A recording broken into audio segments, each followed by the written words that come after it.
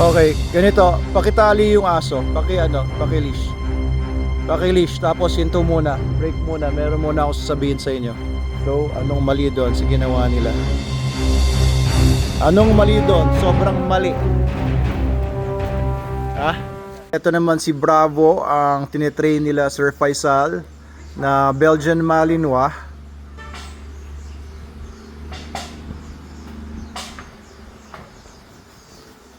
Pinakawala na. Oops.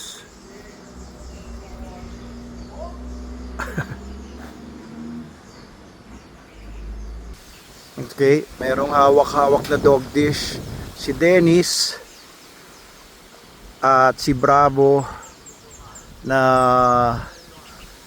client dog natin dito sa Manalo K9.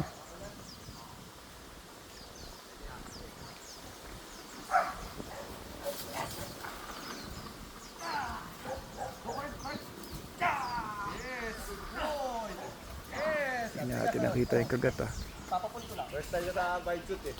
Yes, good boy. First time sa bite suit, dati naka-bite sleeve lang ang kinakagat niya.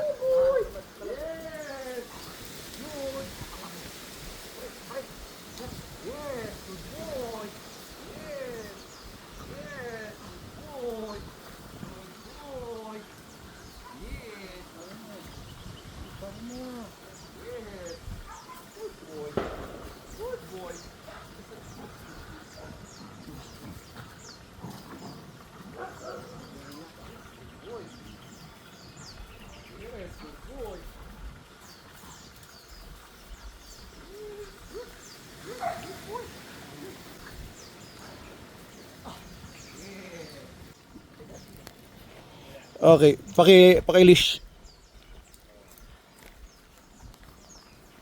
Okay. Head trainer, anong mali? Sa kanila, Anong mali? first time kasi. First time na nag-bite shoot. So dapat naka-leash muna. Tapos So ba't hindi naka-leash? Yan, na-excite lang yun. Na-excite lang sila sa gusto ipakita ni Bravo. Okay, ganito guys. I-video ko rin ito para maintindihan ninyo. Anong mali doon, Sir Faisal? Anong mali doon, Sir George? Sa akin, ang opinion ko sir, dapat yung pagkagat ng aso. Nakubad agad yung sleeve kasi bago siya eh. Bagong biter eh. Nubad ulit yung sleeve. Okay, mali. Anong mali doon, Sir Dennis? Sa akin sir, yung ano, first time kasi nung dog na First time ng dog kumagat dun sa bite na suit. kumagat sa bite suit. And then, kailangan muna ituro dun sa dog kung yung targeting. Targeting, mali. Matigas po yung ano. Anong mali doon, Faisal? Guys, kung meron kayong alam, comment below. Anong mali doon sa ginawa nila? Anong mali doon? Sobrang mali. Ha? Ha? Hindi po nakabody harness tapos leash. Body harness and leash. Eto kasi guys, hindi naman enclosed itong area natin. May mga civilians, may mga naglalakad dyan ng mga ibang tao. Ako, nandito ako, hindi naman ako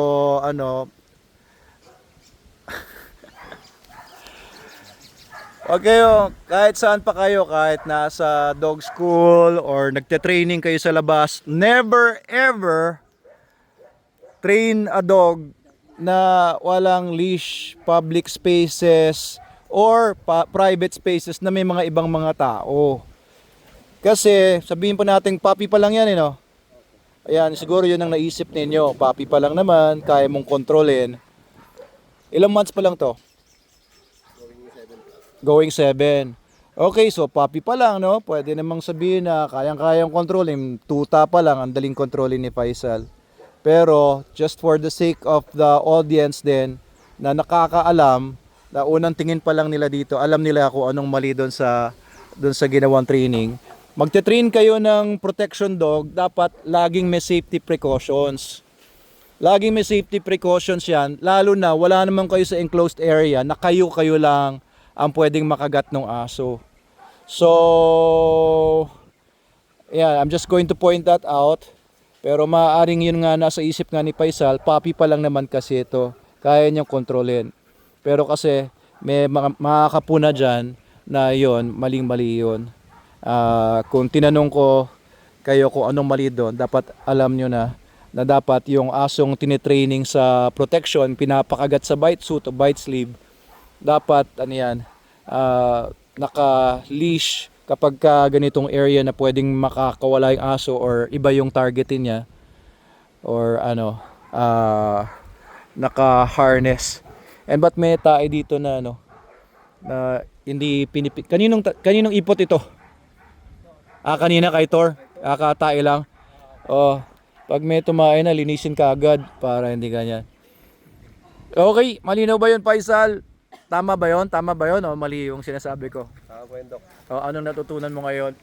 Ayun, kailangan mag-dish na ako ng aso lagi. Okay. Safety first. Okay, kasi halimbawa, well, okay, alam ko tansyado mo yung aso mo. Alam ko tansyado mo yung tuta na hawak mo. Pero lalo na pagka malalaking aso yung hawak natin, yan, mukhang hindi na kasi tuta ito eh. Pagka malalaking mga aso, pwede kasi ano yan, pwedeng ma-trigger ng ibang mga stimulus sa paligid, or ano, makakasakit dun sa decoy, at kapag ka nakasakit na sa decoy, kailangan madali siya makuha ng handler. Okay, pero maganda naman yung pinapakita ni Thor, lalo na first time niya kumagat sa bite suit. Pero siguraduhin lang natin na wag natin mauulit yon, lalo na nandito tayo sa resort at may mga ibang tao. Yan na, si Bravo. O, poging-pogi, di ba? Maganda panoorin, maganda tignan sa video. Kasi mukhang poging-pogi. Astig na astig. Super dog sticker. Ayan, biruin nyo. Ilang months pa lang? 7? 7 months pa lang, antikas na oh. Tignan natin kung mas gaganda ngayon ang kagat niya dahil naka-vest na siya. Oh, talagang naka ano siya oh. Ready. Oh, very good. Very good.